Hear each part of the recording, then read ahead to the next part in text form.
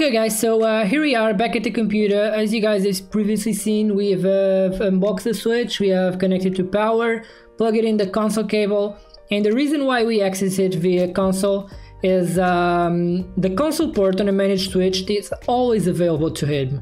It's like no matter if you lose access, if you do some wrong configuration through console, you can always access it as long as you know the password, you know.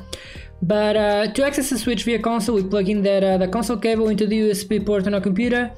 We download a program called PuTTY, and PuTTY is a very well-known program for Windows that allows you to access things by telnet, by SSH, by serial. Right here we're going to use serial. My USB thing is connected on COM3. I know that by going into the device manager here to ports and comms, and I know that it is this one, and this is the default speed that devices usually connect. Unfortunately, it's not the TP-Link default speed. The TP-Link default speed is actually 38400, and we are going to change that obviously. So if we press enter, and I forgot to do something, so let me just quit out of here. We're going to put here 38400 and COM3, and I want to switch this inside here terminal. This is just a quick tip. The keyboard, the backspace key, you have to select the Control H. That's the like the erase, like the backspace key. Actually on serial ports the backspace key is Control H, so you just assign it to that. So if we press enter, we are right inside of the switch because there is no password defined. Now this the TP-Link command line is very similar to Cisco in terms of syntax, but basically things that are like common to every single serial like console device is exclamation mark, not exclamation mark, question mark. It tells you all the options that you have right here. So the same as Cisco's, when you enter a switch, you have to type enable. Another quick tip is as long as there's only one command available, tab will autocomplete it. So for example, we had enable and exit. So if I just press C and I press tab, it gives me the two options. As long as I press the end now, then there is only one option that is enabled. So if I press tab here, it auto-completes enable, and then if I press question mark again, it tells me the following options like of that command. So right here the CR means just press enter, and you see the prompt change from this symbol to an hashtag symbol or whatever this is called, and now the switch is enabled. If we press the question mark again, now it says a lot more options, and configure is the command you use to enter the configuration mode. This copy command is like a save. Enable admin, it's something that you usually do to achieve like before you enter configure, you enable admin so you have like more privileges when configuring. And then these are just like regular commands. The show command is what you see to see the current configuration. We will check that in a second. Let me just enable admin first. Okay, so I was already in admin level. So now if I do show, and if I do show, I have a lot of things that I can show. And you see right here on the end, it says press any key to continue. If I press enter, it goes one more option. If I press space, it goes a couple more options. So this is everything that I can show. I'm not about to show you all of this. I'll show the not current configuration. Yes, no, it's running configuration. Current configuration is on Huawei devices, and it's not show its display, but it doesn't matter. So show running configuration. This tells us what it's running on the switch. So right here you can see the serial port baud rate is the 38400. We are going to change that. This is just the NTP servers. Most of this stuff I'll change them on the web because it's simpler, but there are some stuff that it's much simpler to change here. So right here we have the admin user currently that exists, and this is its password hashed. So you can see that the switch only has one interface on VLAN 1, which is a default VLAN that all switches have, and this is the IP that comes as default. In a matter of fact, my management VLAN inside my home, it's VLAN 1 as well, so this will stay the same. We'll just change the IP address, which is not this one. And if you remember the last video where I talked about networking, I talked about masks. This 255.255.255.0 is the exact same thing as a /24. This is just, if you remember, 255 is the higher number that we can get, and this just means that the first number you can't have anything, the second number you can't have anything here, the third number you can't have anything, and then the fourth number you can have everything because it starts with 0. Then following that, we have every single interface on the switch. Right now they don't have any configuration, so they are basically an access port on VLAN 1. That's basically the default they have. We are going to see that ports can have multiple configuration. They can be an access port, which is basically a 1 VLAN port, but they can also be what is called a trunk port, and trunk ports carry multiple VLANs. We're going to see, you're probably going to understand better when we are configuring. And that's it.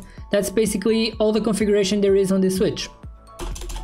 So let's first begin to enter the configure mode.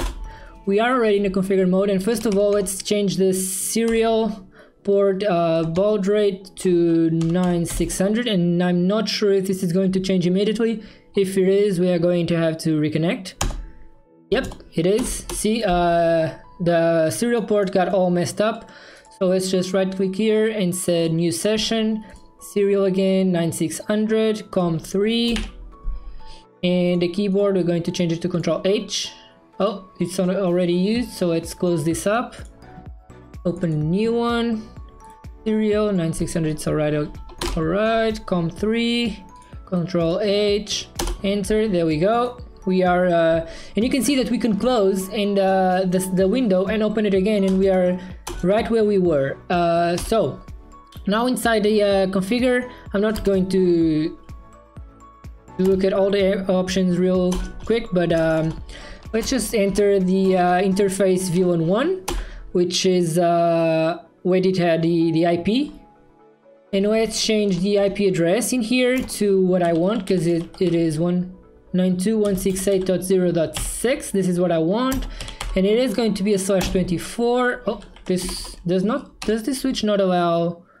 It does not allow a number. I thought it would. So I have to specify the whole mask. Okay, so now if I do the show running configuration again, as you can see, oh, went a lot further than I wanted. You can see that our baud rate has changed to 960, and you can see that the IP address of the switch is now the .0.6. Let's now try to change the default admin password. Hopefully it's that command, so it's user name. No, is it not? If you guys can see right here, I'm still inside the configuring of the interface. So let's exit this. And now we're just on the configure mode. So if we do user and name admin, what are the other options now? Password. The display mode of your password. No.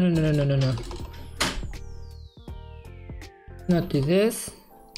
Let's go for the secret. Okay, so we just typed the password now. Okay guys, so we are back, and we have just entered our password. If we do the show running config again, and you guys compare this hash with the previous one, it will be different. Let's go ahead and I guess we will start doing the interfaces. And for that we will just go interface gigabit ethernet 1.0.1. And this will be our uplink port. I call it uplink because it goes further into the core of my network. On the other side, the port will be called a downlink port because it goes to the edges of the network. So we'll just edit a description, and for this description we will call it exactly what it is, an uplink port. So this is just for easier, you know, like when I look at the configuration, I know exactly what that port stands for. And this one will be a trunk port. So the switch port mode will actually not be, if we do a question mark right here, you can see that it can be an access port, which is the most general one, the most normal one. It can be a general port that, to be honest, I'm not quite sure what a general port is on TP-Link. Usually the other type of port is hybrid. I don't know if TP-Link calls hybrid ports general or not. I never used the general port in TP-Link switches, to be honest. And then we have the trunk port, and this is what we want our port to be. It's a trunk port. So now if we are on port, we can do the switch port trunk, and we can set something that it's called a PVID, is it not? I'm pretty sure it is. Oh, you don't do port, you just do switch port PVID, and you specify the VLAN that it is the default VLAN. Because VLANs work by adding a tag to a packet, like a packet comes into a port, and if it is an access port on port 90, as long as the packet leaves that port to go into the switch and getting out of any other port, it adds a tag of like that VLAN number. And this PVID, what it stands for is, if an untagged packet comes into a trunk port, it will be tagged with this VLAN ID. In this case, we didn't really need to mess with this, since our management VLAN is 1 and our native VLAN of that port is 1, but we'll just do it so you guys can know, but the 1 is the default one. And now we are going to do switch port trunk. The allowed VLANs on this port are, and now we just enumerate the VLANs that are allowed. So the 1, it's obviously allowed because it is the management, is also allowed by default and you cannot remove it. And let me just look at my notepad right here that I have. I want to also enable the VLAN 90, which is my regular internet VLAN, and I want to enable my VLAN 110, which is my IoT VLAN. And why is this not allowed? Sorry, that's not what I wanted. But just press the up key, I go to my last command, and is this with commas? I think this might be with commas. No, it is not invalid parameters. I probably know what it is. I have to specify the word VLAN, don't I? I do. So now I do all of these VLANs.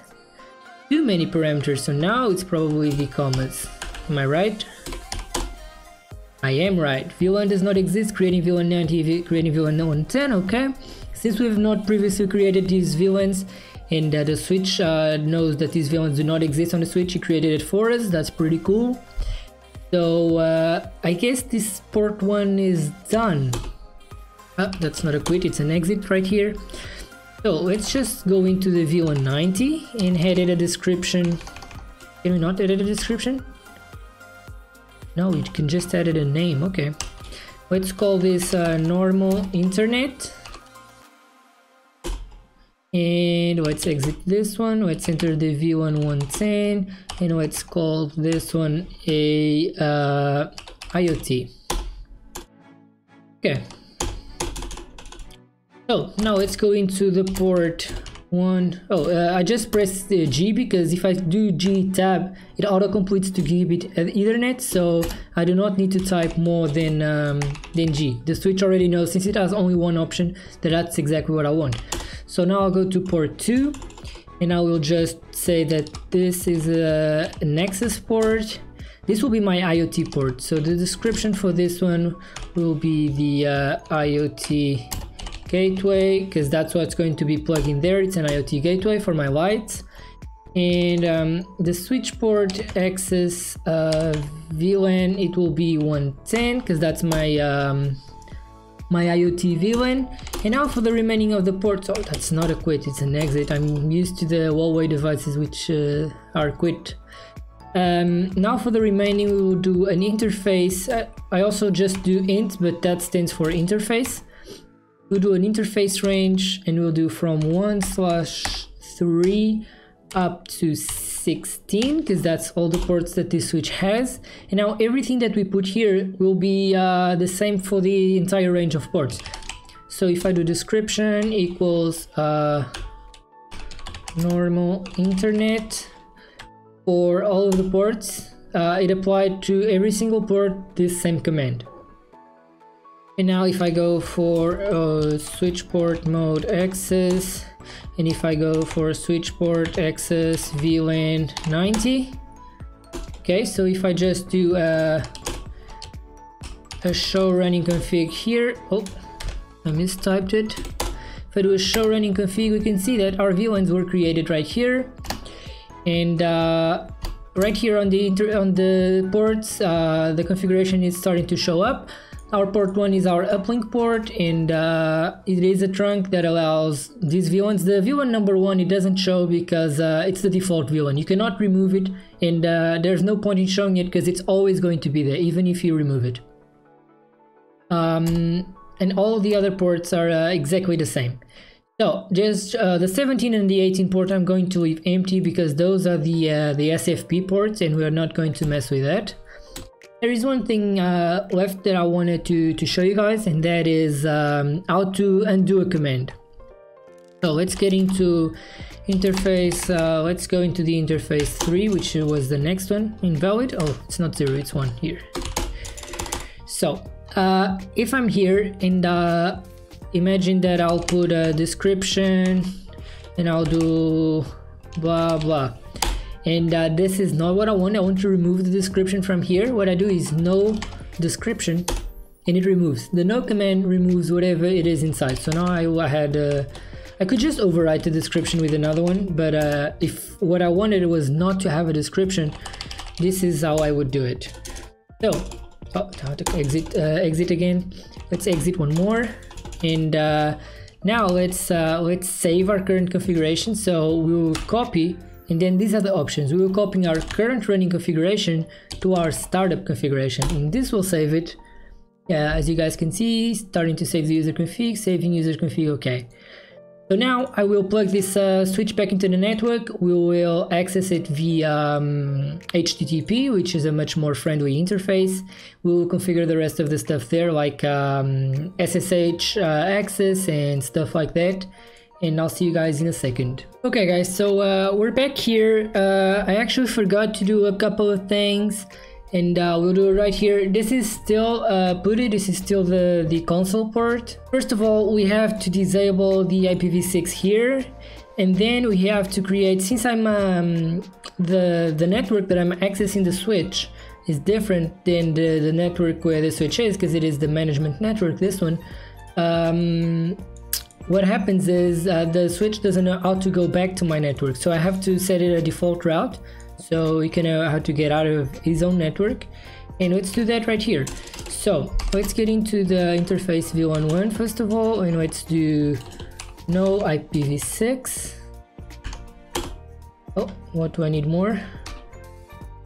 No IPv6 enable. Okay. So now let's create a route, and that is IP route. The destination IP will put all zeros. That means anything that you specify, like any IP address. This is your default gateway. Ah, okay. I see what I have to do. I have to put the destination address and the net mask of my network. So imagine that I've said, if instead of being the 000, because that has a mask of 0, that's like the edge case. But if it wasn't like this, if I wanted to go to a specific network, I would have to specify the mask so the switch knows if I'm talking about a network or some host in particular. So now I said the default gateway. Okay, so now it's, I forgot the dot, 68.0.1, that's my default network. Okay. So now if I go to my computer and I open this one, the command line, and I try to ping my switch, hopefully, fingers crossed, this will work. Yes, it will. Let's just go to trying to do the spanning tree, and mode, let's do RSTP, because it is what I have on my network. Oh, that's not what I wanted. Spanning tree, just like this. Let's just see what this is doing. Okay, so I have spanning tree on our STP, and let's just go to, I don't think I'll have to do anything. Oh god, I don't think I'll have to do anything regarding spanning tree here. I won't, I just have to do on the other ones. Let's do interface range gigabit 1.0.2 up to 16, and let's say spanning tree common config port fast, which means as you guys can see right here, set port fast edge port for this interface. So this means that these interfaces are actually, what do I need? Enable. This means that these interfaces from the 2 to up to the 16 are edge ports on my switch, and will never ever leave to other parts of my network, like other switches or routers or whatever. So it won't accept any spanning tree packets coming there. Spanning tree, I don't think I've talked about this, but spanning tree is a loop protection protocol. It basically allows you to have two paths to the same direction, to the same destination actually, and the switch will exchange the packets with the other devices on the network, with the other switches, and they will block ports automatically, so you won't have duplicate packets, because otherwise you would have a loop of packets always going around that triangle. And if one port fails, the switch automatically goes through the other way around. I have that on my core. I do not have a loop on my edge switch, but I want to leave the switch prepared in case that I run two cables to my core, plugging one on each switch for redundancy. Then I have the STP already configured. Dhcp Snooping, it's actually IP Dhcp Snooping, so this is just enter. And when we go to my interface now, that's not what I wanted. When I go to the interface, it's the same, it's IP Dhcp Snooping and trusted. So what this means is Dhcp, as you've seen in the previous video, is something to automatically assign IP addresses, and what I'm doing right here is I'm only trusting my my uplink port to answer those Dhcp requests. So if I by mistake put another Dhcp on some other port, it will not mess up my network, because it will actually block those Dhcp responses, and we will only allow ones from the trusted ports, which in this case are only the uplink port. So I guess now we've got everything set up. Let me just save this configuration real quick. Do my startup config. Good. Now if we go here, okay, we are already, we can refresh this page. We are already on the login page. I think the default is, oh, I changed the password. What am I doing? It's not the default. Username or password is wrong. Oh wow. Okay, what am I doing? Oh wow, what have I done? Not admin, and it's not, hold on. Oh, it is. I was just misspelling it. Okay. So right here we can see the dashboard, and we have that our port 1, which is our uplink, is connected at gigabit speed. Port 13, which is probably this computer, is also connected at gigabit, and then we have two other ports that's connected at 100. This one is actually my IoT gateway. This one I have no idea what it is. Probably some other device that I have right here. What we'll do is we will call this, what do I have it here? We called it edge, all lower caps, edge switch /1 again, or -1.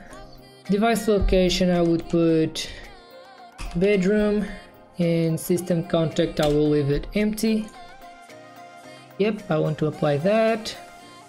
System time, I can get, oh, this is not my system time.